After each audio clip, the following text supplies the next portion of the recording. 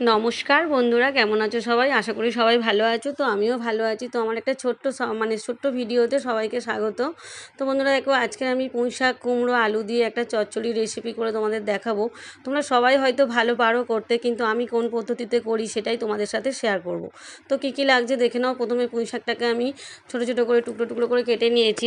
পুঁই শাকের ডাঁটিও দেবো। আর মাছের ডিমটা দেখো বন্ধুরা। আর মশলা কী কী লাগছে দেখো।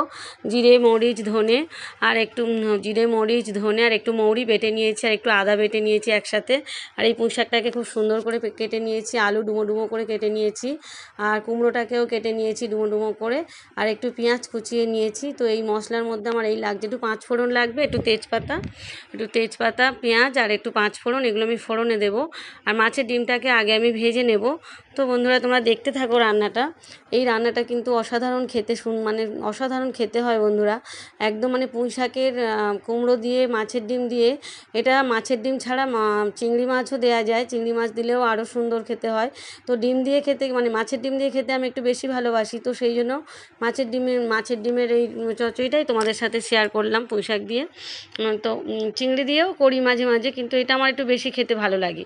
তো বন্ধুরা দেখো, প্রথমে আমি মাছের ডিমটা একটু মুখে ফেটে আসে, তো সেই জন্য একটু ঢাকা দিয়ে দিয়ে ভাজলাম।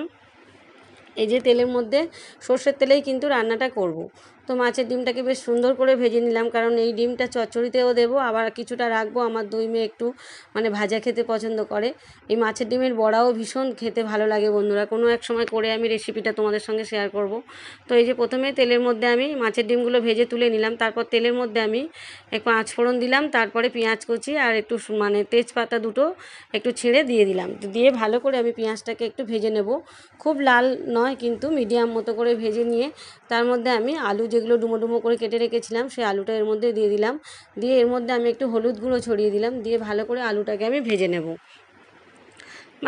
খুব কড়া নয়, মাঝারি মতো করে আলুটাকে আমি ভেজে নেব।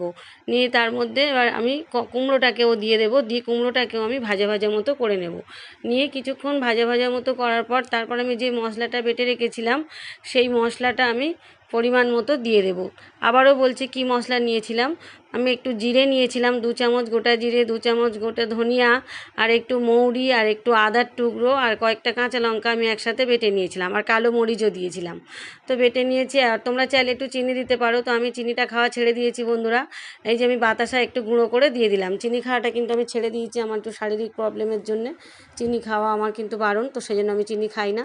তো একটু বাতাসা আমি গুঁড়ো করে দিয়ে দিলাম, সামান্য একটু বাতাসা আন্দাজ অনুযায়ী দিয়ে দিলাম।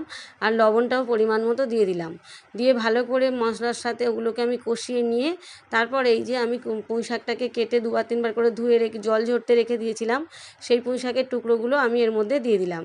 দিয়ে কিছুক্ষণ আমি ঢাকা দিয়ে এটা ফোটার জন্য একটু টাইম দেব, কারণ একটু সিদ্ধ হওয়ার ব্যাপার আছে। তো বন্ধুরা দেখো, আমি সামান্য একটু জল দিয়েছিলাম, খুব সামান্য জল একটু দিয়েছিলাম। আর এমনিতেই এতে জল ওঠে কিন্তু, এই পুঁই শাকের এই চচ্চড়িটায় কিন্তু যেহেতু কুমড়ো আছে, পুঁই শাক আছে, তো একটু জল কিন্তু ওঠে।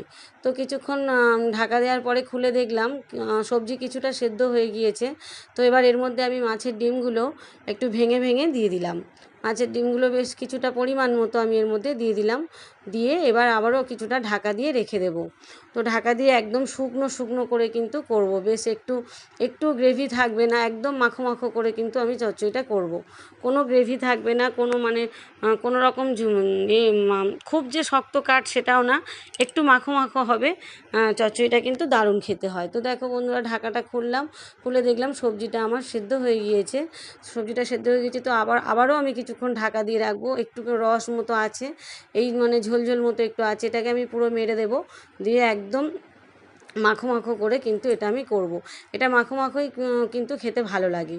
তো বন্ধুরা দেখো, এই যে তোমরা সবাই জানো, আমি জানি তোমরা সবাই ভালো পারো, কিন্তু আমি এই পদ্ধতিতেই করি, আমার তো ভীষণ সুন্দর খেতে হয়। আর এই চচ্চড়িটা বন্ধুরা, আমার মেয়েরা অন্য কোনো সবজি খেতে কিন্তু খুব একটা পছন্দ করে না, কিন্তু এই কুমড়ো, আলু আর ডিম দিয়ে চচ্চড়ি করে দিলে ওরা কিন্তু খুব ভালোবাসে। ওরা কি সুন্দর কুমড়ো, আলু আর ডিম বেছে নেয়, আর শাকগুলো একটু বেছে নেয়। ওরা ভীষণ ভালোবাসে। অন্য সবজি খুব সেইভাবে ওরা খেতে পছন্দ করে না, কিন্তু এইটা দিলে কেন জানি না ওরা কিন্তু ভীষণ ভালোবাসে। বলে, মা এই পুঁই শাকের চচ্চড়ি আমাদের দারুণ লাগে। এদিকে দেখো কুমড়ো ভাজা করছিলাম। তো যাক, এবার ঢাকাটা খুললাম। এবার দেখো বন্ধুরা, আমার কিন্তু অনেকটাই হয়ে এসেছে, প্রায় মাখো মাখো হয়ে গিয়েছে। আর একটু সামান্য হলে আমার হয়ে যাবে, প্রায় হয়ে গিয়েছে চচ্চড়িটা। তো দেখো কি সুন্দর দেখতে হয়েছে, আর খেতে কিন্তু দুর্দান্ত হয়েছে বন্ধুরা।